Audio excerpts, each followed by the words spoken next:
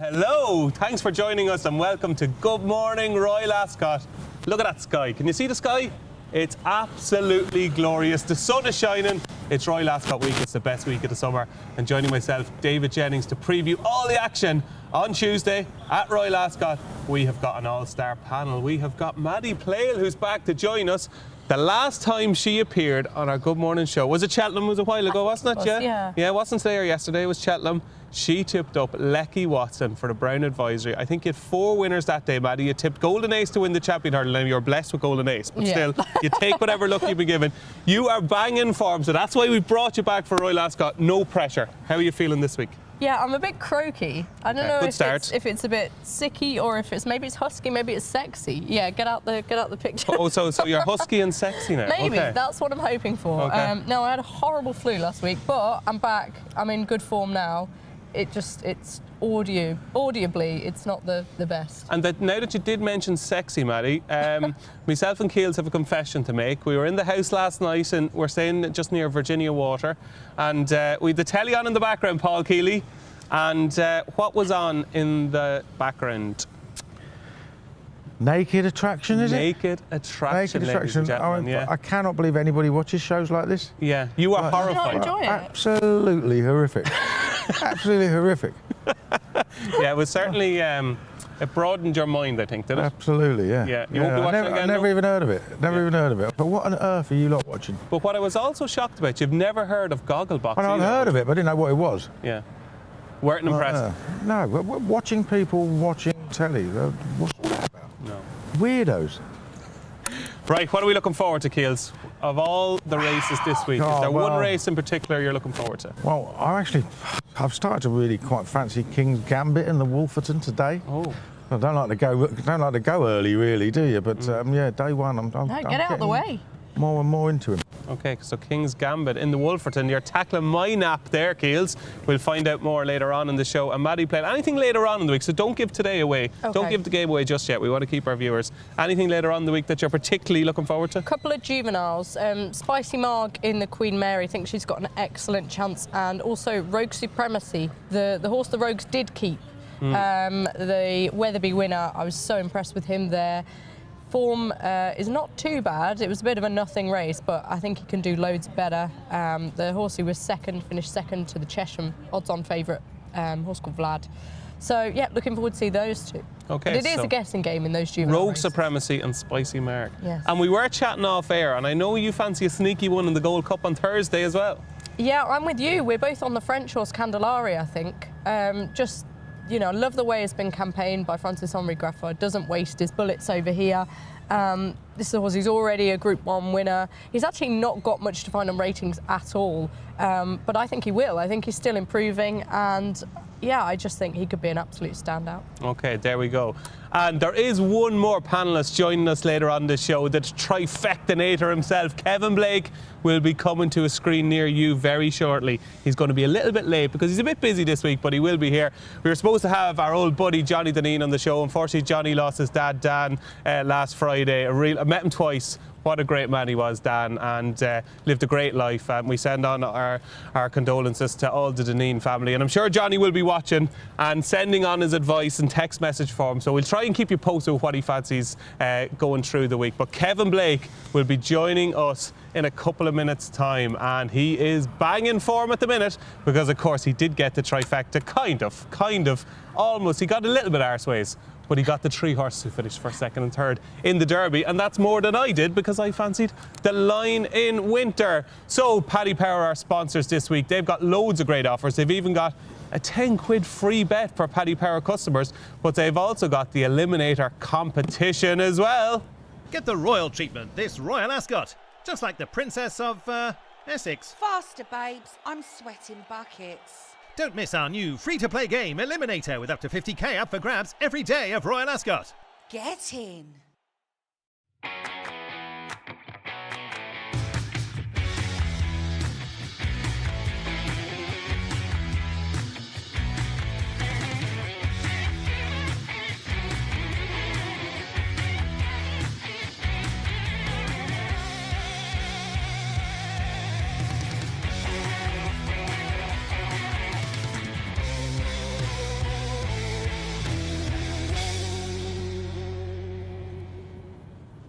So 50 grand up for grabs in the Paddy Power Eliminator competition, and it's free to enter. So get your entries in for Paddy Power's Eliminator. So let's kick off our preview for day one of Royal Ascot.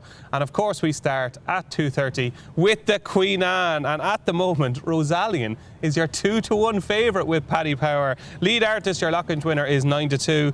Notable speech, last year's 2,000 guineas winner is 5-1. Dancing Gemini is 11-2. Diego Velazquez, plenty of support this morning from Diego Velazquez. 14s, 12, 10s, now 9s with Paddy Power. Diego Velazquez. Lake Forest, price-wise in the Racing Post, Tom Siegel, he's put up Lake Forest 9-1. Carl Sparkler 12-1. 14-1 Docklands, and it is 22-1 Bar. So Rosalien, Maddy Playle, is your 2-1 favourite. That is skimpy. Yeah, he's a very non-Maddy horse, but he did end up being my selection. I just thought it was a promising run in the Lockinge last time, which we all know was a bit of a difficult race to assess. But don't forget, this is a horse who took a huge step forward last season from Newmarket to the Curragh. And although his Ascot form from last year, some people can pick holes in it, I think it was more the style in which he won than the substance of the form. You know, it was not an easy run through. The St James's Palace is often a messy race, and it was, and he overcame all that.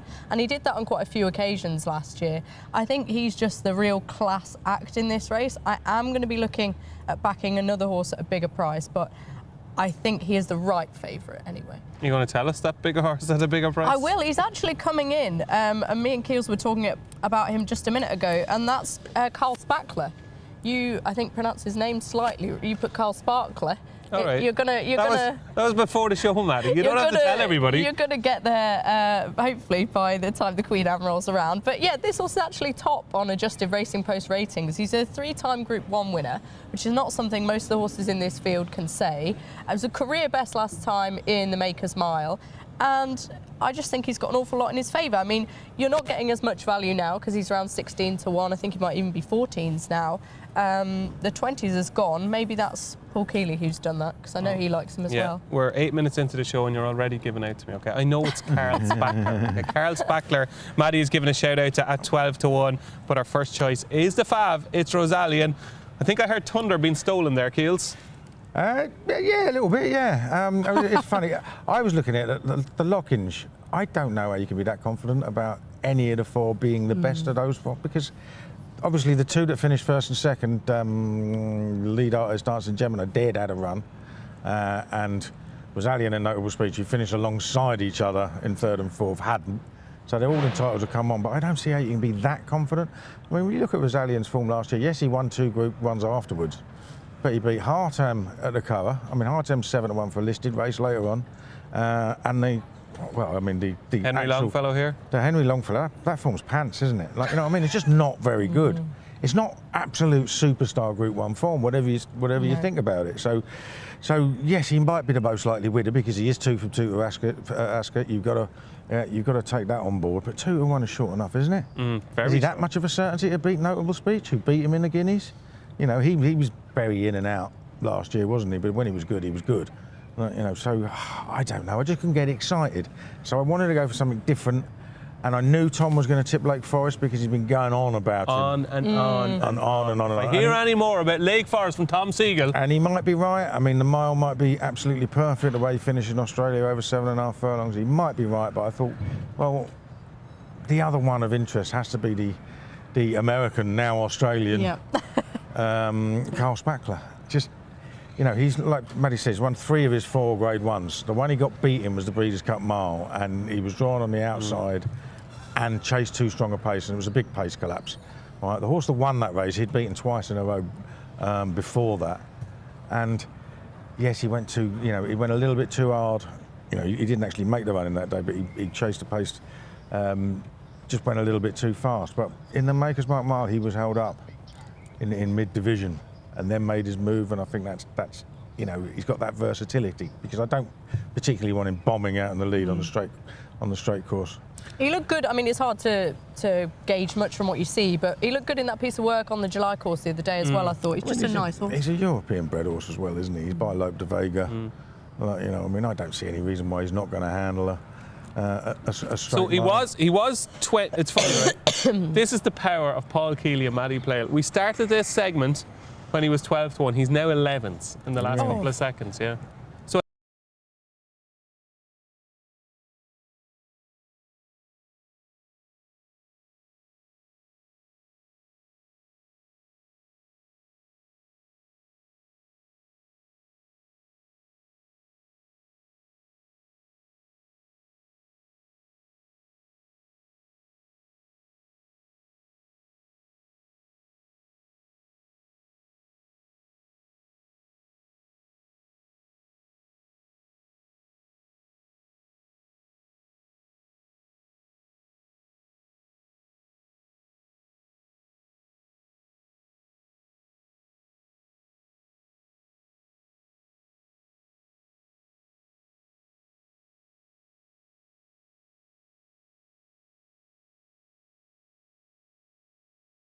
to make up on the front two, like over 2 lengths to make up on them. So, like, they are going to take a big jump forward, both of those, and I think the straight mile is going to suit Notable Speech better than the round course did here last year. But it's a fair amount of ground to make up, is it not, Keels? Yeah, of course it is. I mean, they are, of course, entitled to come on, aren't they? I mean, that's one reason I don't think you can be massively confident. I certainly wouldn't back Rosalian. I can see the case of David Jennings. I can see the biggest price of the 4. Well, he's now over 3 times the price of Rosalian, who he finished two and a bit lengths in front of. Yeah, I mean, that's just wrong, isn't it? I think it's wrong, yeah, absolutely. I wouldn't disagree with that. Okay, so selection time then. Paul Kealy? Yeah, I'd back Carl Spackler each way. It's really tough. I also like Carl Spackler, but if the price is now 11 to 1, I don't think I'd recommend him. I'll just stick with Rosalian and hope that he's the class act. Okay, so it's Rosalian for Maddy, and I am very much in the Dancing Gemini camp. Kieran Schumacher, it's going to be an unusual week for him, but top-class jockey, and he is on Dancing Gemini, and I think he can kick off with a winner. Dancing Gemini 13 to 2. Moving on to the 305, it is the Coventry Stakes, and Gestad, the choice of Ryan Moore. And it's interesting reading the Racing Post today. If you read Aidan O'Brien's comments, I rang him. I said, was it a hard choice for Ryan to pick between Gestad and Warsaw, who I was very impressed with at Navan? And he basically said, no, absolutely not. That Ryan was always going to ride Gestad. So Gestad is your 9 to 2 favourite. Military Code is 5 to 1. Postmodern, how impressive was he at Yarmouth? He's 13 to 2. American Gulf is 8 to 1. Andab is 9 to 1. Warsaw 9 to 1. Rock on Thunder 12 to 1. Along with Underwriter. Power Blue is 16 to 1, and it's 20 to 1 bar. And we will get an insight. Don't worry, we haven't forgotten. We know that Kevin Blake is Joseph O'Brien's racing manager, and we know that Kevin Blake will give us all the insight into the Joseph O'Brien runners. And in fairness to him, right, he does call a spade, and he fancies loads of them today. So Kevin will be with us very shortly, and he's going to be telling you all about Andab. But Paul Kealy, Ryan Moore is on Gestad. Is this going to be another Aidan O'Brien winner of the Coventry? Well, it might be, mightn't it? But it wasn't going to be the O'Brien banker for this race, was it? That was going to be Albert Einstein. It was going to be a very short price. So he's going to, he's now got the second, his, essential second string is now favourite. So obviously he was, considered way behind Albert Einstein. So I'm not that excited about backing him at that sort of price, to be honest. I mean, it's hard to get too excited about having a bet in these races anyway, isn't it? I always try to, because it's a Royal Ascot race and you like to have a crack, don't you? When I've came down on the side of American Gulf, I just thought it's one of those that was pleasing on the eye when he won at Windsor, and he was very, very well backed, and he was drawn on the outside, and he was beating 2 horses that had previous experience and had a better draw nearer the rail, and he just did it so easily. And I just like the look of him. Paul and Oliver Cole had Royal Scotsman finished 3rd a few years ago, and obviously Paul Cole won the race 3 times in the 1990s. At the peak of his powers. They know what's needed. They seem to be quite excited about him. And stable going well. Twisting Physics won at Newbury last week, and you can just see all his horses seem to be running to the peak of their ability at the moment. And I like that stable, especially with juveniles. Yeah, I like him. Yeah, so I think he's got a chance. But I mean, it's small as better the day job. Just to have an interest for it, because absolutely some massive price winners, of course. Nando Parado won this at 150 to 1, I think it was. 151, Rashabar last year. 80 to 1 last year. Rashabar, beaten in 2 maidens, won the Coventry. So it's a race I think you have to just take with a pinch of salt sometimes. So it is American Gulf for you, for Ushie Murphy and Paul and Oliver Cole at 8 to 1. Maddy? Yeah, I like Postmodern. I came down on him I love a high draw. We've not really mentioned the draw. I mean, horses can win from anywhere, we know that, but if you give me the choice, I'd always rather be drawn high on the straight course, providing that there is a bit of pace there, of course. Just really like what he did at Yarmouth, and I thought the post-race comments were really interesting in that they didn't expect it at all. They were expecting him to come on an awful lot for the run. It was a bit of a surprise. Straight away, they were like, he'll go for the Coventry. That's his aim. There's no Aidan O'Brien. You know, this is the second string. That's the way he was going. Biosire is doing really well at the minute. I think he could have quite a few winners this week in Too Darn Hot. And yeah, I think he's a very exciting colt, and I think he's definitely one to keep on the right side. And I agree. I agree, Maddy. Talking about draw. Yesterday, the going stick readings was stand side 8.1, centre and far side 8.4, which, if those readings are correct, suggest you don't want to be drawn high. We'll have to wait and see. But that's it. The going stick readings yesterday were saying that it's a fair bit faster down the centre and the far side. So we will have to wait and see, and we haven't yet had an update after yesterday's watering.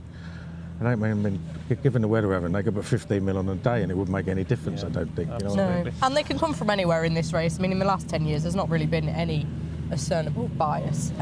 So we'll see. I, like you, Maddy, of all these, and look, so many unexposed once-race winners. Of all these, and I've seen every single one of these in the races, in the replay, seen them live, there was only once when I went, wow, and that was Postmodern. Now, maybe we were lulled into that false sense of how well he was travelling because it was Jamie Spencer, but it's seldom in any race over a sprint distance where you see a jockey basically taking a pull a furlong out. Yeah. And he waited and was passed and then absolutely scooted clear. Now, I don't know what that form is worth. It's hard to know what to make of it. It's a bit in and out, but I just went after that race. I go, whoa, that's the best juvenile I've seen so far this season. It's usually a highly regarded race. Like decent horses run in that novice. I know that I think was it Godolphin's Age of Kings. They ran that in it last year, and he was very highly regarded. So I'd be surprised if there wasn't a couple of very decent horses in there. Yeah, absolutely. So Postmodern, I'm with now 7-1. A massive drifter. Postmodern was 7-2 yesterday. Now 7-1.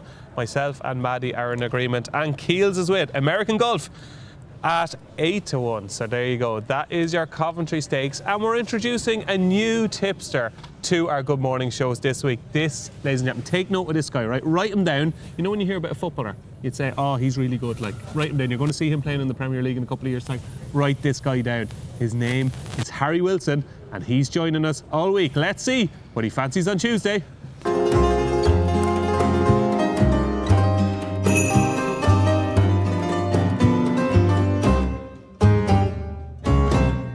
My strongest fancy on the opening day of Royal Ascot is reaching high in the 5 o'clock. Willie Mullins has won the Ascot Stakes 4 times and has probably had this race in mind for a while since he joined him from Sir Michael Stout. He ran a great prep for this when beating on the Nod over a mile and a half on his stable debut at Leopardstown last month, and his pedigree screams stamina. His dam estimate won the Gold Cup for the Royals at this meeting in 2013 under Ryan Moore, who is on board today, and he can provide the King and Queen with the day one winner. He's a strong fancy and warrants 2 stars. The second selection on the day is King's Gambit in the Wolferton. I was a bit surprised to see James Doyle choose Hartum over King's Gambit, who looks to have the stronger form. He was a bit disappointing at Newbury last month when he was too keen in blinkers, but it's very easy to forgive that run. And his form from last year is very strong behind the likes of Alfleda and Los Angeles. His run in Qatar showed that he retained all his ability, and a mile and quarter on quick ground looks ideal. It's an open race, and he would be a 1-star selection.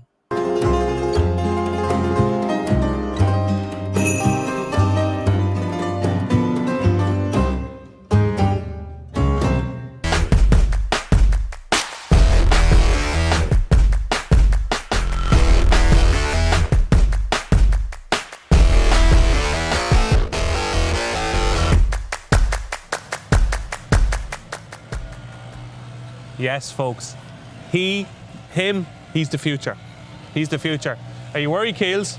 He's after your job. Don't be daft, mate. He already needs a wind up, doesn't he?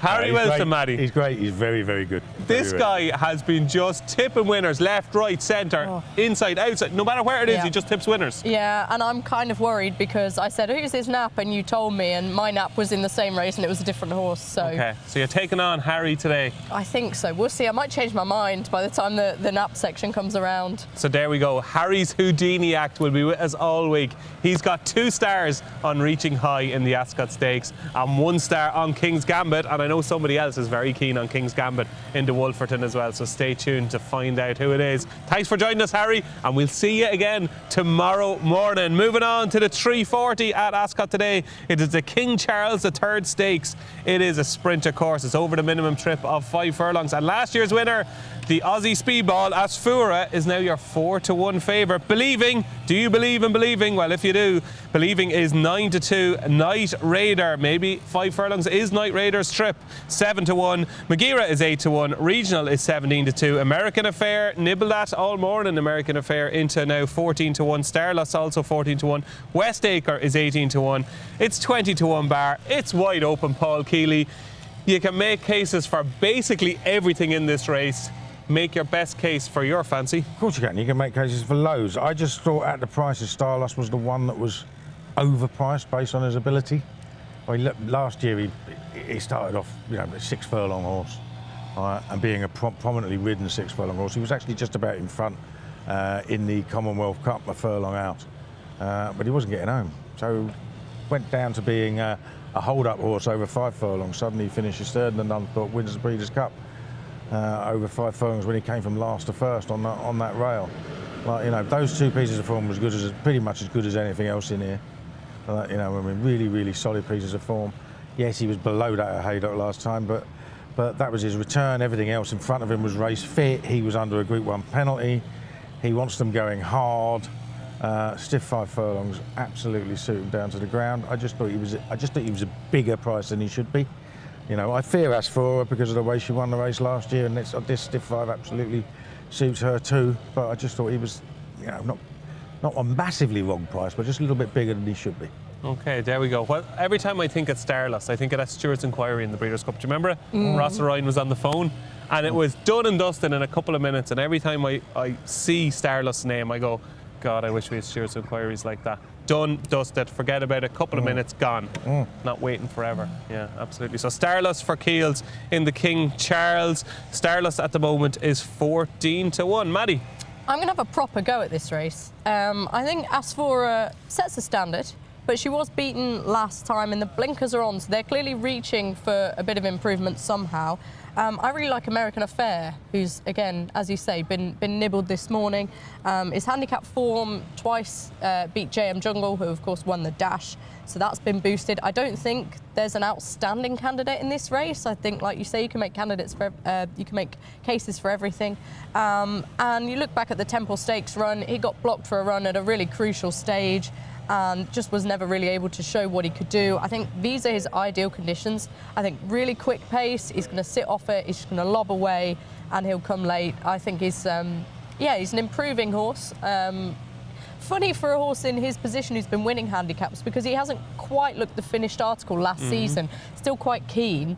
And I just think there's going to be loads more improvement. I think he's got a great chance. So you're going to have a proper go? And I'm going to back another horse as well who I think has got a big sprint in him. Whether it's today, I don't know, but I think Washington Heights gets underestimated every time he runs. He is a group winner. 66-1. Yeah, well, He's an old favourite of mine. I've backed him loads of times at big prices. You got to give it a go. I think, a good run in the Temple Stakes last time. He was third, finishing ahead of American Affair. He's going to make the pace, so it's just whether he can maintain it to the line. But I think what he wants is a really strong test at 5 furlongs. That's what he's going to get today. You're going to get a big price about him. Stuck on really nicely last time. I thought that was a really improved performance, nearing a career best, and I could see him running well at a huge price. Okay, so give us those again, Maddy. 66-1 Washington Heights. And American Affair, I think he's around 14s now, so and American best be Affair, quick. 14-1. There we go. So Maddy is going big in the King Charles III Stakes. The one that I thought has been overpriced all week and is still overpriced is Regional. Second in the race last year, was only caught in the last kind of 50 yards or so by Asfura. And I know Asfura had to move from one side to the other other. But I thought Regional's return, and he's had a reappearance in the All-Quad Sprint at Maidan. I thought he ran really well. I thought he kind of blew up a furlong out and then stayed on again. And I was surprised there was so much originally in the betting between Believing and Regional, because I think they're much of a muchness, to be honest with you. And I thought at 17-2 now, I thought Regional was perhaps the play in that 340 at Ascot. It is the king. No love for Believing. What? No love for Believing, is there? No, she's drifting a little bit. 9-2 now, yeah. I mean, she's got a right chance, isn't she? I don't think there's any doubt about that. She's a really good winner. When she won on her return, she's got cracking form. She was second in the Nunthorpe as well. It's just the price, isn't it? She's the price she should be. In Falter Frankel as well. Oh, yes, absolutely. Yeah. What's your theory on these sprints, okay? So I know Johnny Deneen, of course, who'd usually be on the show with us here, he would look at this race and go, forget about it, because you run that 10 times, you get 10 different results. It's nonsense. You're never going to get money back in these sprints, especially in handicaps. But this is obviously almost betting-wise, it's like a handicap. What would your theory be on these sprints, especially this week? I love sprints anyway. I do. I mean, I tend to look for a horse that's going to be held up off the pace always. So I'll be a little bit worried, say, if what's his name, Night Raider goes a bit fast or whatever. So I'll be looking for something that's going to be held up and finishing strongly. That's what you generally want at Ascot. You can generalise too much sometimes, but it is a stiff finish, isn't it? But yeah, it doesn't worry me about saying, you can say any handicap, you can say throw these up in the air, they land differently on a different day. That's racing, isn't it? It's part of the fun. It's not going to stop us trying anyway. No, certainly not. So it's selection time, Keels. I just thought Stardust. Just think it's just a little bit overpriced. And your first choice, Maddie, would be? American Affair. I think Keels has said it there. There's a bit of pace in this race. If Washington Heights goes forward and a couple of the others, that's going to play right into his hooves. Oh, I like that. Yeah. I like that. Have you used that before? I don't know. It just came off the tongue. Yeah. Okay, there we go. That is the King Charles III Stakes. It is the 340 at Ascot. Let's move on to the St James's Palace Stakes. And this is the big one. Now, this is the race where we could see something extremely special. And Field of Gold is your 8-11 favourite. Henri Matisse is 7-2. Ruling Court, who of course beat Field of Gold, is 15-4. Rashabar is 28-1. Officer is 50-1. 66-1 First Wave, and Winlord is 70-1. Right, Keels, right? Field of Gold, are you a believer? Is this the best horse in training? I think he definitely could be the best miler in training. Might be the best horse in training as well. He's going to go up in trip after this, isn't he? Eclipse is an option, yeah. Yeah, which would be great to see. Yeah, I mean, he could be, couldn't he? I mean, he should have won the Guineas. Pretty sure he should have won at Newmarket. And then he absolutely blew him away at the Curragh. All things being equal, he wins, doesn't he? I mean, he's just a very, very, very good horse. So you're not a short price punter, okay? What would entice you to back Field of Gold today? I was discussing this with a mate the other day. We were both saying we were tempted, and I just said to him, the problem is whenever I do succumb to that temptation, they get beat. All right, don't back him. Do not back him today. So I tend to try and talk myself out of doing it. I mean, I'm never comfortable having a chunk on at a short price. It's just not me.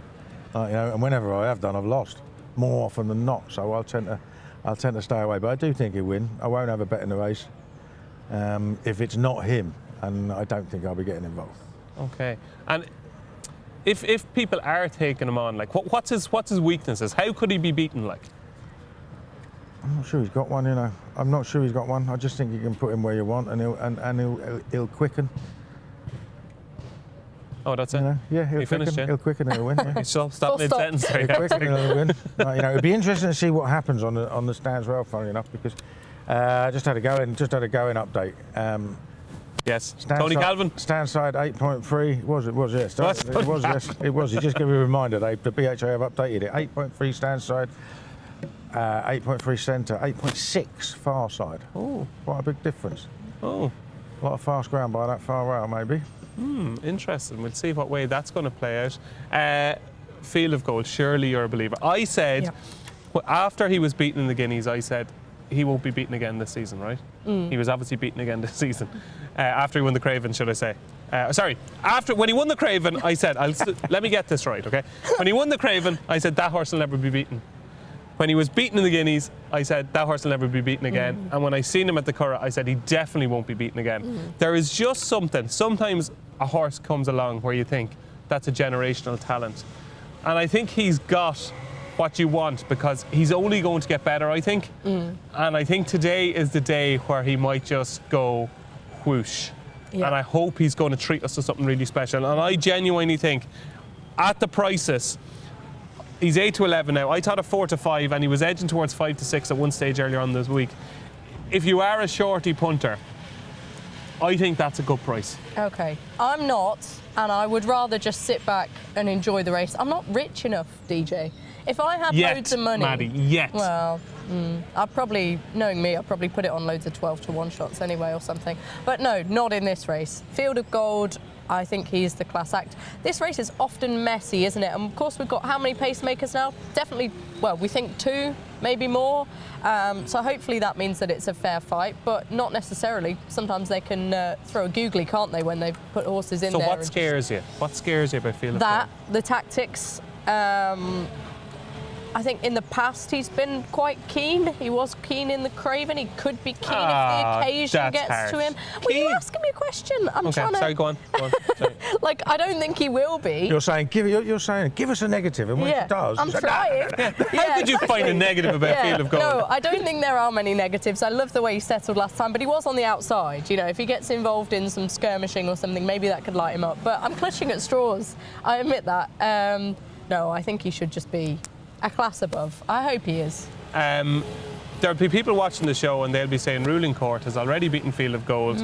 He is 4 times the price of Field of Gold today. Like, they do make a valid case because he's done it and he did look very good in the Guineas. But did you think the way the race panned out, if it panned out differently, Field of Gold would have beaten him that day? Yeah, I think so. I think so, and I think we can get sucked into these narratives and thinking certain things when in actual fact, you know, Ruling Court won the race and he was the best horse on the day, and circumstances change and you know, you have to bear them in mind. Lots of good horses have been beaten in their careers, but I think on balance, I do think he'll prove to be the better horse. We'll find out later on. Hasn't he been messed around a little bit as well, being trained for the Derby afterwards? Yeah.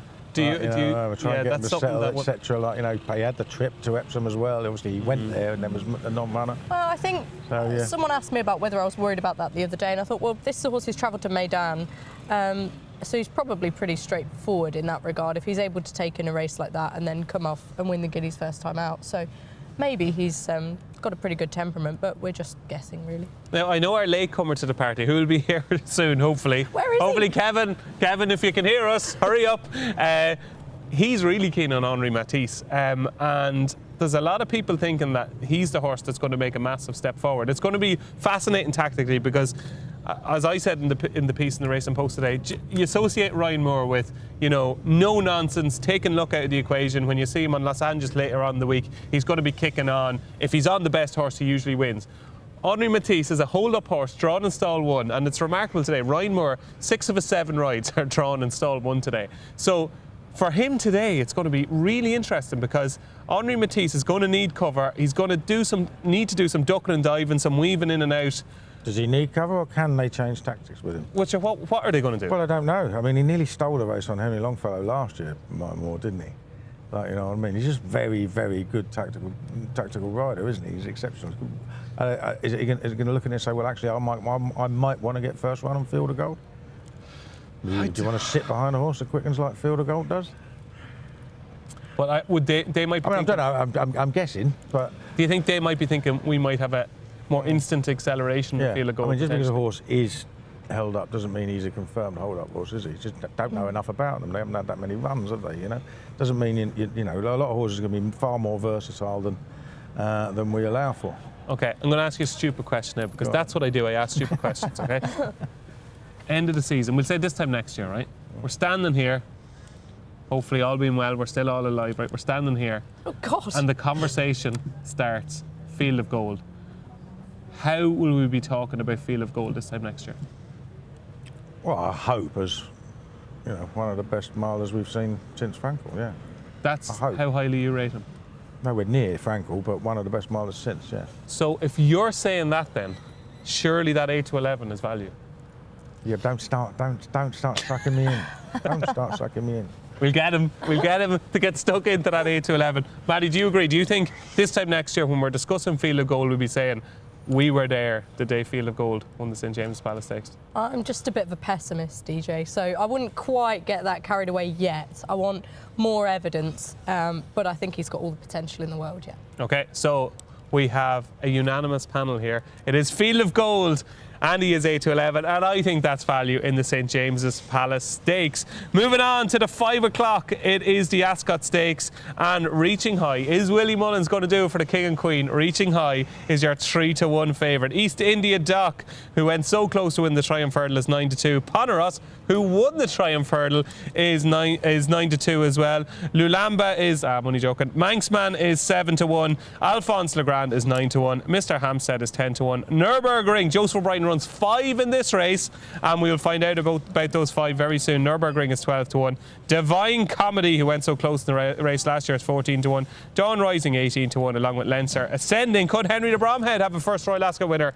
Ascending is 20 to 1 along with Saturn, and it's 22 to 1 bar. Maddy, this is utterly fascinating. It really is, isn't it? I like one of Willie Mullins' horses who's not the favourite, and I think Poneros is in danger of being overlooked yet again. You know, he's a similar price to East India Dock on their Triumph form, and now I know it's not an exact science coming over to the flat, but Poneros is £6 better in on that run, and he beat him quite easily as well. He was a very good flat horse when he was trained by Rafe Beckett. He ran well in the London Gold Cup, which we know is reliable form every year. I just think he should be favourite over Reaching High. I prefer him. I think, you know, he's got in there right at the bottom of the weights. William Buick's on. Reaching High, it was a good performance last time out, but I wonder whether he's done most of his climbing up the handicap now. It's hard to say. This trip is obviously going to bring out, you know, different qualities in all the runners, but I think Poneros is incredibly likely to not just stay it, but relish it based on what we've seen. And on Poneros, while you're talking about Poneros, one of the many reasons to buy the Racing Post, the pre-race quotes in the Racing Post, sometimes, you know, they can be, you know, a trainer mightn't say too much, but I thought Willie Mullins today in the Racing Post about Poneros, what he says is the way he's going to be ridden, they're going to go back to the way they rode him in the Triumph Hurdle.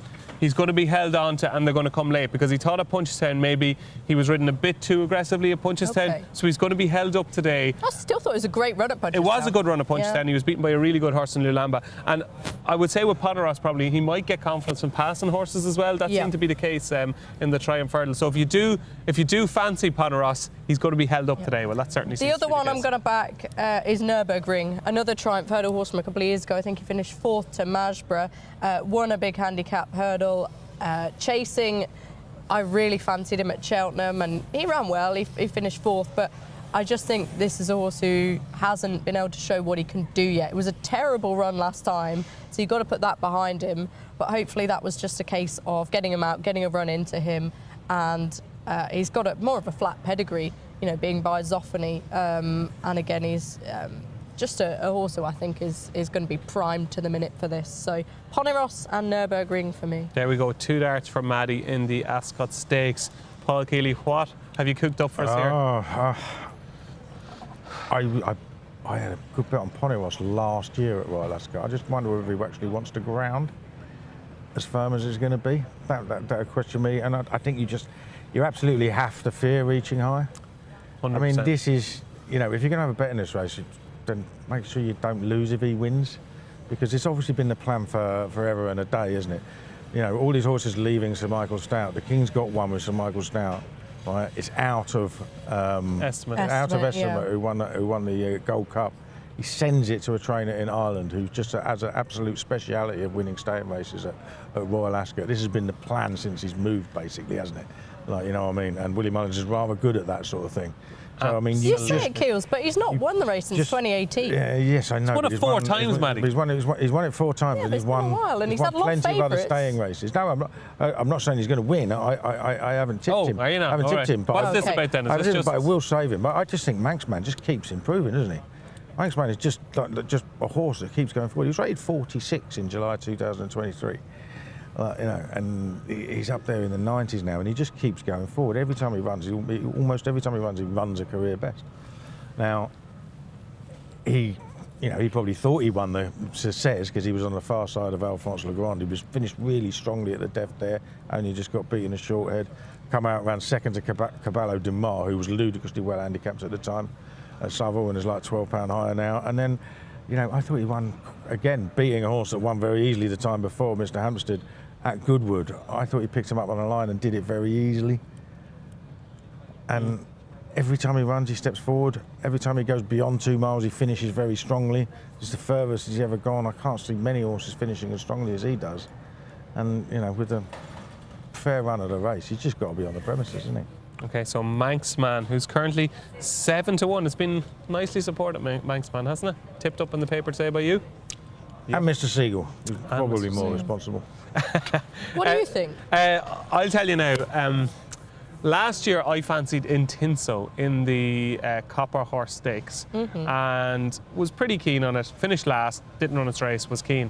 And Bellocchio flew by and I said to myself, that's a lesson. That's a lesson because Willie Mullins in these races.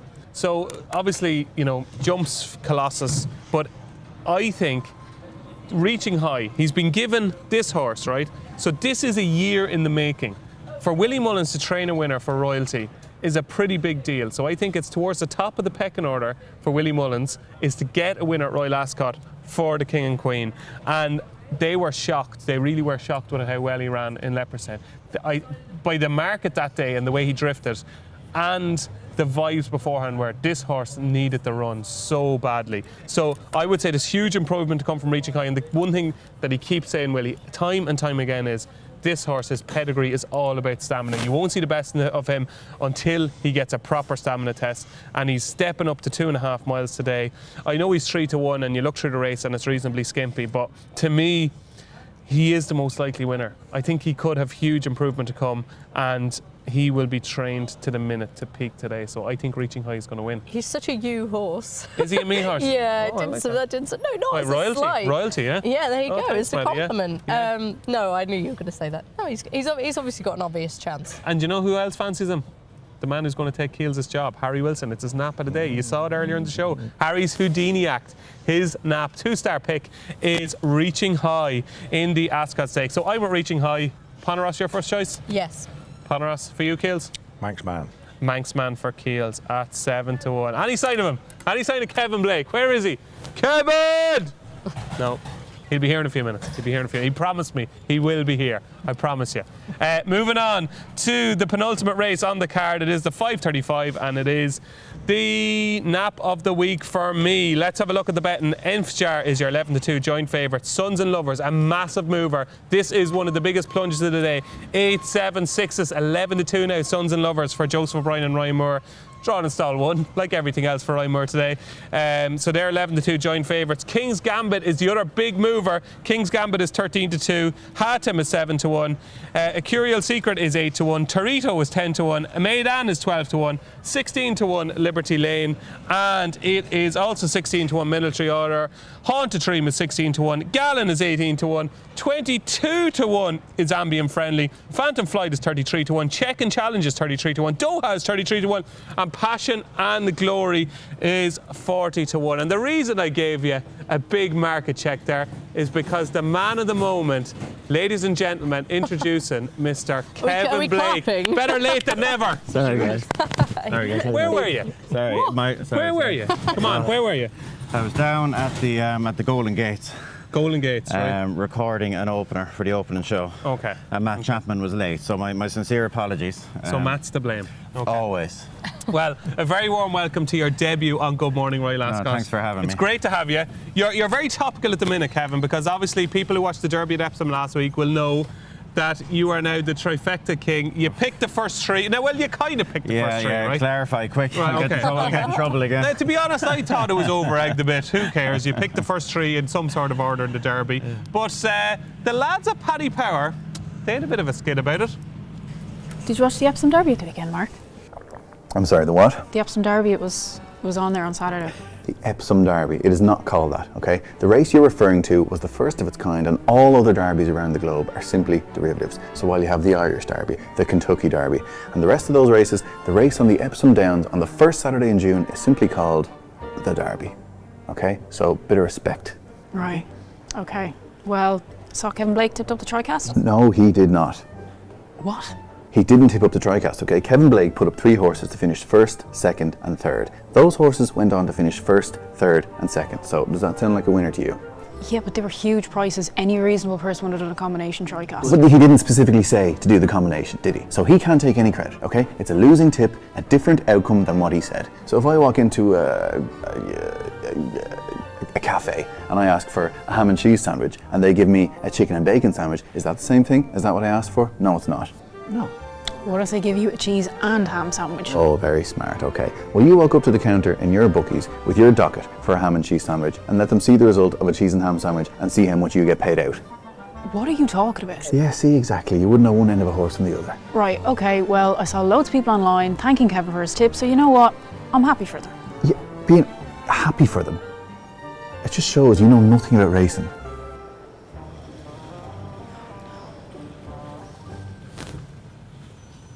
If Mark Walsh isn't the next Curly Watts in Coronation Street, I just give up. So tell me this, right? Okay, a few questions very quickly. Did you do the trifecta? No, I didn't. I think I've done one trifecta in my life because I did one. I put a combo TriCast up for the Grand National, and I went and I did that. And it didn't quite work out. Well, it wasn't a million miles away, but it didn't quite work out. But it was just, Saturday was just a mental day, and it just didn't.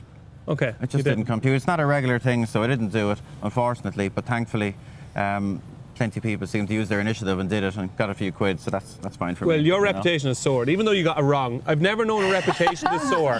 For somebody that got something wrong, his reputation has completely soared. Very well done.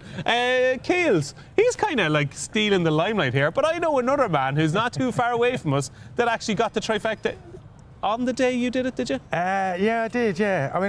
I mean, look, Kev picked 3 horses and they finished first, second and third. And on Wednesday... No, they did. Hold on a second. They finished first, third and second. They finished first, third and second. Let's get this straight, okay? You know, I suggested trifecta and exacta terms for in my members club column, but I did put 6 horses in. I had 6 cracks at it. And you got it? You know what I mean? But I did get it. And what did it pay? I did get it. Well, that's the annoying thing. When you start telling people what to do, I said do trifectas. So I did the trifecta. It paid $3,500, and the TriCast paid $8,000. Yeah. Well, you know, so it was painful. The price of success. Right, we've got some big business to do now, Kevin Blake. We have already previewed 5 races, okay? We're going into the 6th race, okay? So we'll kick off with the Queen Anne. Rosalien is your 2-1 favourite. Just to bring you up to speed on what the panel fancy, Maddy is a Rosalien fan. Keels and Maddy both think Carl Spackler is the overpriced one at 12-1. I like Dancing Gemini. You're the man of the moment. What does Kevin Blake fancy in the Queen Anne? Yeah, I'll give you another one altogether. Diego Velazquez. I think is overpriced. He's being a bit penalised, I think, for not having had a run. He obviously was intended to run at Leopardstown. He went nuts in the stalls, was withdrawn, but he was heavily fancied that day, and that was a month ago. And it's Aidan O'Brien. You know he's going to have every screw tight as he possibly can coming here. And I just thought he came to himself back end of last year. Trip was the key. You know, they tried him over further, coming back to a mile suits him really well. High pressure mile. Tactically, like, I think he's quite a simple ride, and when I look at the shape of the race, I want one that's going to be up in the van, straightforward. I think some of the big guns will be looking at each other out the back and playing jockeys, whereas in my mind's eye, I can see Diego Velazquez up there, kick for home, and maybe steal a march. You know, I wish everything worked out as it did in my mind's eye, but that's the way I'm seeing it. One question: is he good enough? I think he is. You know, look, do we know where the ceiling is with he met? I don't think we got to fully find out last season. I understand why you'd ask it. But Aidan set out with him from the outset this year to train him as a miler. You know, whereas last year they didn't really know. They were feeling their way and experimenting a little bit, whereas they know now what he is. They know he's a miler. He loved the ground. Yeah, I think he's overpriced. Okay, so there we go. Diego Velazquez for Kevin in the opener. Diego Velazquez with Paddy Power at the moment is 17-2. So there you go. That's the first leg of your multiple, the Kevin Blake multiple. Moving on to the 305. It is the Coventry Stakes. Joseph O'Brien has Andab here. And for people that don't know, You are Joseph's. I was calling you. Are you racing manager? I don't know what you'd call it. I work with him anyway. That's okay. Yeah. That's your only job, is it? I wear many hats. Yeah, you wear quite a few. Okay, so tell us about Andab. Tom Siegel is a big fan. Yeah, one of those kind of annoying situations. You'll be familiar yourself. He was 20-1 a couple of days ago, and now he's shortened significantly. But I can see why he has. You know, I think that piece of form, the Marble Hill, is one of the stronger bits we have, and there's reason to believe that he's better than that. He was a surprise on debut. He'd been a bit sleepy at home. He'd won Racecourse Gallop, finished mid-div. You go to the races and he bolts up by 5 lengths. That's what they can do. But he actually got a bit of a cut in the race, and he just missed a little bit of time afterwards. And Joseph felt that if he was to come to Ascot, he needed to run again. So he rushed the Mac a little bit for the Marble Hill. And when you watch that race in that context, like, he's bang in the mix until very, very late, and maybe just those few missed days just caught him. And I think with the way Joseph is training the 2-year-olds this year, he's been much more gentle with them at home. I'm, in my own mind, compared to the last 3 or 4 years, I'm kind of building in more run-to-run improvement. So based on what he did last time, his form puts him in the mix, and with those added variables, I'd be hopeful he'll improve enough to be in there. Diego Velazquez into Andab at 9-1 in the Coventry. The 340 is the King Charles III Stakes, 4-1 the field. As far as your favourite, what do you like? Less strong opinion here, Magira. She's been booming this year for Ed Walker. Type of filly she is, misses the kick, you know, held up, come late. This type of race will be perfect. They'll go a million in front of her, and she'll be finishing off well. Do we know if she's up to the standard yet? No, but I don't think we quite know where the ceiling is with her, and I think this type of race will bring out her very best. Lovely Magira, a bit of a mover, 10s into 8s for Magira. 420, probably no need to spend any time on this St James's Palace stake. Field of Gold, a good thing, yeah? I've gone a bit windy on him. Yeah, sorry. Why are you going windy on him? I've just gone a little bit windy on him. Why, what's wrong? He's been busy, and I know he's thriving for it, but look, he might be the only odds-on favourite this week, and I think you just have to be poking at them a little bit. And look, if he goes and wins, am I going to fall down in shock? Of course not. But the closer we get and the more I look at it, I'm coming around to Henri Matisse. Because I don't know where the ceiling is with him either, because we know with him, he gets to the front and he thinks that's it. You know, I think they're going to go rapid here. It's a lovely old-fashioned Royal Ascot Group 1, pacemakers, 2 of them. They're going to go flat out. And beautiful. Colin Keane will be saying thank you very much. Oh, it'll suit him too, don't get me wrong. But Henri Matisse is quick, and there won't be as much pressure on him as there is on Colin and Field of Gold. And maybe he'll just end up following him and try and have one go at him late. I just think the differential in the price is a little bit bigger than it should be, maybe. Okay, so Kevin is with Henri Matisse in the 420 to St James's Palace Stakes. And the Ascot Stakes was the last race we previewed. Reaching High is your 3-1 favourite.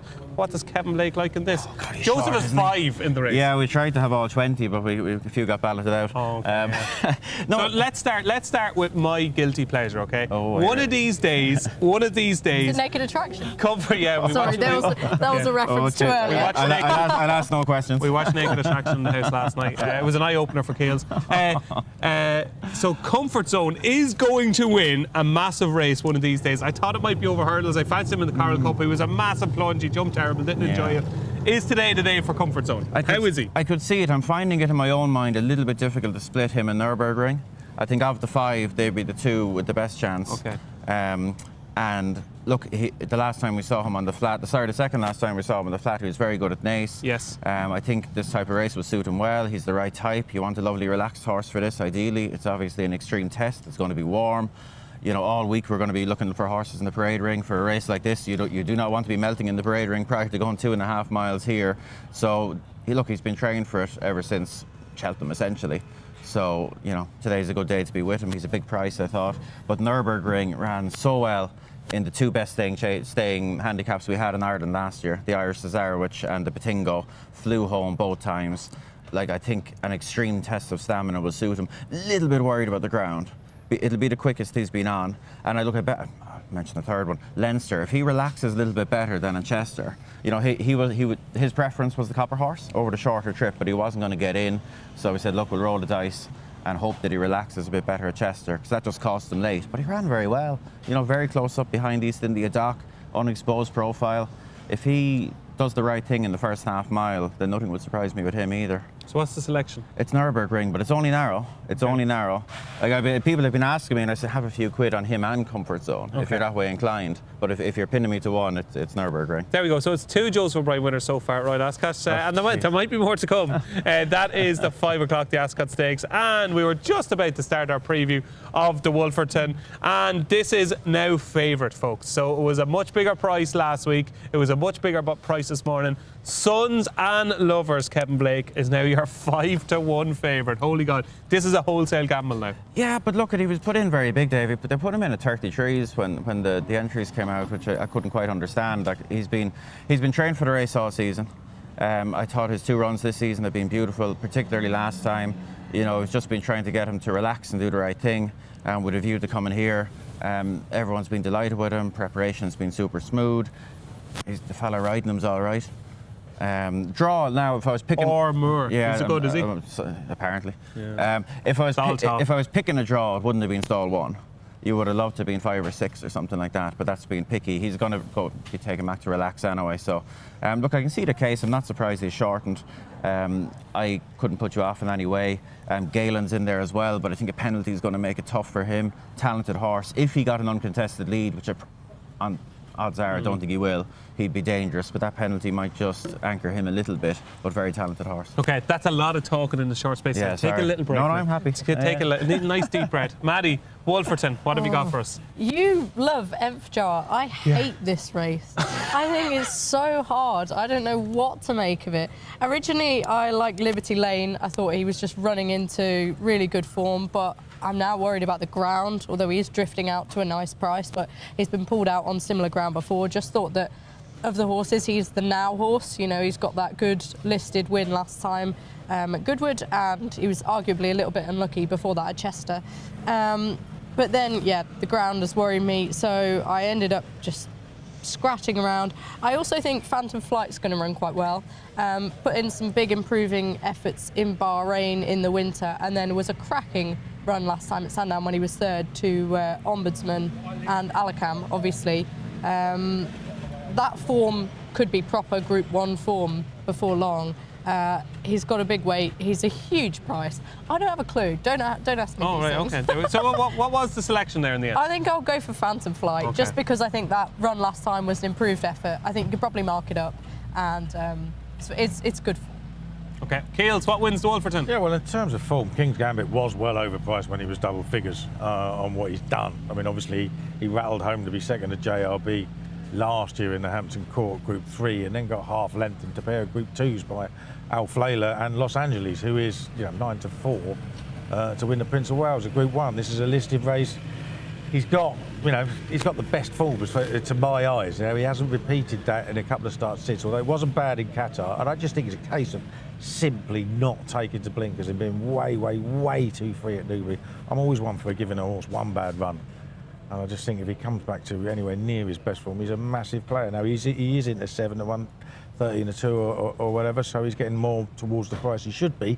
But I think he's got a proper chance. Okay, so... Well, come on now, Dave. Tell the nice people. What was the headline in the Race and Poster last week from you now? Go on. I don't care what's against them. Emsjar is winning the Wolferton. Look, with Emsjar... That was confidence levels. That was confidence levels, and then you kind of look through the race and you go, actually, it's a decent enough race. But I think with Emsjar, what you've got here is a horse. Obviously, the conditions of the race is no Group 1 or Group 2 winners the last 2 seasons can run it. So I just think he is your typical proper Group 2 horse running a listed race. I loved his run in the Brigadier Gerard. I thought it was just your perfect pipe opener for this race. Couple of things. Shadwell won the race last year with Israr, similar enough profile to Emsjar. Roger Varian has won it twice since 2020, and I'd say it's no secret that this has 100% been the plan for Emsjar. I liked his profile last year, even when he was beaten by Persicat Air. I thought there was enough to suggest that he was going to be even better this season than he was last season. I think the pace of the race is really going to suit. I'm actually happy that he's got an inside draw. I'd say Jim will probably try and sit somewhere in the box seat between maybe 4th and 7th on the inside. And when I go through this race, King's Gambit is the one that really scares me, because I think King's Gambit on a going day is probably the most talented horse in the race, but Emsjar has just been cherry ripe for this race. So, and he's drifting out now to 11-2. He was as short as 7-2 yesterday. So I am very much in the Emsjar camp. He is my banker of Royal Ascot 2020. 25. There you go. That's Wolferton. Was that all right? Come on, beautiful. Yeah, that was all right. Okay. There we go. And finally, the 6:10 at Royal Ascot. It is over 1.6 miles. It is the Copper Horse Stakes. French Masters 5-2. Charles is 9-2. Cabello the Mar is 5-1. Aeronautic is 9-1. 10-1 My Mate Mozzie. 11-1 Bar. Right, Kevin Blake. Joseph has had 1, 2, 3 winners by now. Okay, he's not going to win the last, is he? I feel like such an idiot, Dave, because this happens every year. Look, and in seriousness, I couldn't emphasise enough to you how important this meeting is to Joseph and the whole team there. Like, big international team of owners, like you're trying your best to get the biggest possible, best possible team here, and you come here every year, and if you get one, you're so happy. You'll be delighted tonight because you've 3 already. I know, but this is why I feel like such an idiot, because I know how hard it is. I know it's not going to happen, but I'm just giving you my view at the same time, and I do like this horse as well, you know. Well, I was just saying before, do you think you are, because you're a race analyst, first and foremost, you're a pundit. He's a lot of things now. Are you? Well, yeah. Do you think you are non-biased? Honestly. I think it's impossible. Non-binary. That could be a good career move these days, Jesus. Non-biased, are you? Look, it's hard not to be at times. Look, I would spend so much time thinking about these horses, and I'd know them better than any other horses, so... you're conscious of being seen to go with them the whole time, but I think the policy is tell the truth. And if I fancy them, say I fancy them. As much an idiot as you feel at times. Just to let viewers know, okay, so for graphic purposes, we have to get the selections of people before the show, and I was going through Kevin, I was going, so here I was right in the middle, right? Joseph O'Brien, and then we came to the last race, and he goes, you'll never guess what? This is my nap of the day. This is your strongest Joseph O'Brien fancy. I think so. Like, it's a competitive heat now. It wasn't a standout, but I just think the horse has the right profile. Look, this is a 1.6 mile handicap for 4-year-old plus. Most of them we know loads about. We haven't seen loads of him. You know, this is what's going to be his 6th lifetime start. And he just, even when you watch back, even up to his 3rd, 4th run last year, he was still showing signs of rawness. Like, he was a slow burner. And he's just been very good this season. His comeback run was lovely. He can be a little bit fresh, and Joseph ran him over a shorter trip, and you could see he was just a bit fresh and alive, and getting that out of him will be a help to him. And his work's very good. And look, he give you every impression of being a stakes horse, but Dave, I promise you, Joseph has come here with stakes horses in the past in handicaps, and it didn't happen. It didn't even come close to happening. And they go and prove themselves later. But this is just such a cauldron of competitiveness that you just, being well handicapped just isn't enough. You need to get a kind spin on the day too. So if one of them today, Dave, if one of these wins, that'll do me. So Aeronautic is 9-1. This has been the plan for ages, has it? Oh yeah. But this, look, we start talking about Royal Ascot in January. Okay. You know, genuinely, I can't emphasise how important it is. And you're trying to figure out what might fit in where, back that far, and then you're just trying to deliver them there, and that's Joseph's job. Okay, so hopefully he's done it right this week. Four Joseph O'Brien winners. We just write that down. Imagine 4 Joseph O'Brien. That's a Joseph O'Brien lucky 15. Sons and Lovers, Aeronautic, Nürburgring, and Andab. It's not going to be like this all week now, where he's heavily front-loaded to the first day. If Joseph O'Brien doesn't, you were late today, right? If Joseph O'Brien doesn't have a winner, at least one winner, just don't bother coming in tomorrow, okay? Maddie, what wins the finale? I was going to keep it straightforward with French Master. Really loved what he did at Goodwood, and the fact that the Gosling team chose to run him in that race is seemingly significant, because it's the same race they ran Courage Mon Ami in before he won his Gold Cup. This is not a class of a Gold Cup, and I thought the style of the way he won, he was giving all the time, he was responding to pressure, and he looked like a horse who was just beginning to come into his own. I think this trip is going to be ideal for him. They put the blinkers on, which I like. I like that. I think he's going to need sort of waking up and sharpening up a bit. It's not an original selection, but I think he's got loads in his favour, and I'd be very surprised if he wasn't in there in the heat of battle. I mean, with you look at Charles, I mean, it's impossible to know sort of what his handicap mark is. He's got, I think he was second in a listed race, was it, in France for Jean-Claude Bruget. Totally unexposed over this trip, though. Well, I mean, he hasn't run over more than 1 mile 2 on the flat. He hasn't run on fast ground. In the past year, he's won a maiden hurdle, been tailed off in a triumph hurdle at 66-1. I think he'll win. Any other trainer, he'd be 50. What are you basing that on? I'm basing it on Willie Mullins, WP Mullins, Bellaccio last year. Is this horse any worse than Bellaccio? I'd say he's probably better than Bellaccio. What? How? Because on what basis? On the basis of this is his chosen one for this race. He's booked Ryan Moore. DJ. I think we every so often you can trust the trainer rather than the horse. This is one occasion where you have to trust the trainer. I can see that case, but this to me was a race for me doing my exactas and trifectas, leaving out so what have you got? front two in the betting, because I thought French Master was a bit of a loon myself. I thought he ran in snatches, and you know what I mean. Yes, the blinkers might wake him up. They might wake him up too much. I don't know, but you know, if he runs his snatches like he did at Goodwood, he'll find himself in all sorts of trouble around Ascot, won't he? Like, you know, without a shadow of a doubt. And I genuinely believe that Charles would be 10 times the price if he was trained by anybody else. So I just... Yeah, but that's stupid. He's not. Yeah, I know. He's not trained by anybody else. I know, but I'm looking at the prices and I'm thinking I can get these two beat. I know how popular they're going to be. Okay. So I'm going to pose them now. One of them was going to be Aeronautic. I put Barnzo in. Barnzo ran a blinder behind Kipper, especially as he missed the break. I know he didn't go massively fast early, but he finished strongly. And I really like that piece of form. And obviously, Oisin Murphy. Booked by Natalia Lutini. Fairbanks. If Fairbanks was still trained by Andrew Baldwin, he'd be half the price. He's done nothing. He's not, though. Yes, but he's done nothing wrong since, has he? He's running two maiden hurdles. He won the second one very easily. Yeah. Like, you know what I mean? Some of his form last year, when he was runner-up at Goodwood, winning a big race at Newmarket, it's rock solid handicap form. He's only a couple of pounds higher now. That's got a right chance. Caballo de Mar was the other one I was going to put in. Now, and Champagne Prince, very interesting. I like Champagne. How many horses are you tipping in this race? I'm putting 5 in exactas and trifectas. I told you that. Champagne Prince has improved £20 on the all-weather since he last ran on turf, but the handicapper said, well, hang on a minute, it might not be all of that, so he's only given him 10. So he could be really well handicapped. I like Champagne Prince. I think the and pedigree... his best turf form is here. I think the pedigree is very stout as well. He's out of a mare Made Up who just stayed all day and, like you say, totally unexposed on the turf. I really like Champagne Prince as well. Can we just put them in some sort of order for the viewers? So your first choice would be? Fairbanks, Barnzo, Champagne Prince, Aeronautic, Caballo de Mar. Imagine you got that right, and imagine they actually finish in order, not like nonsense here. Yeah, exactly. You didn't get the order right. A 1, 3, 4, 2 is no good for you. I'm trusting the trainer with Charles. I will give a shout out to Jesse Evans. Tom Siegel has taken the price a little bit now into 12s, put up in his price wise column. But Jesse Evans just looked to be loving life last time at Ballinrobe. He just looked like he was as fresh as a daisy, even though he's been running plenty. I think he's got a cracking chance, Jesse Evans, for Noel Meade.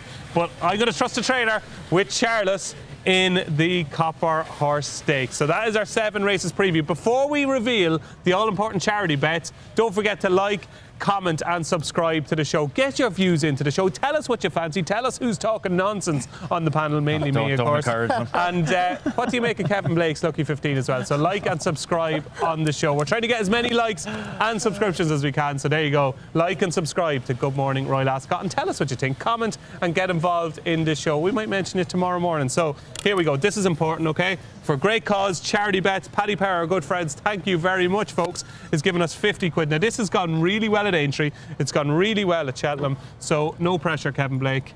Yeah, well, you know what's changed if something changes. The best bet on day one at Royal Ascot, the €50 courtesy of Paddy Power is going on. Aeronautic, win only, because, you know, charity. Win only, 9 to 1. 50 quid on Aeronautic, 500 quid hopefully going the way of our charity. Maddy Playle.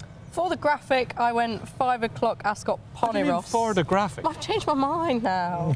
I'll go with Poneros, but I do No. Go with what you actually think is the best bet.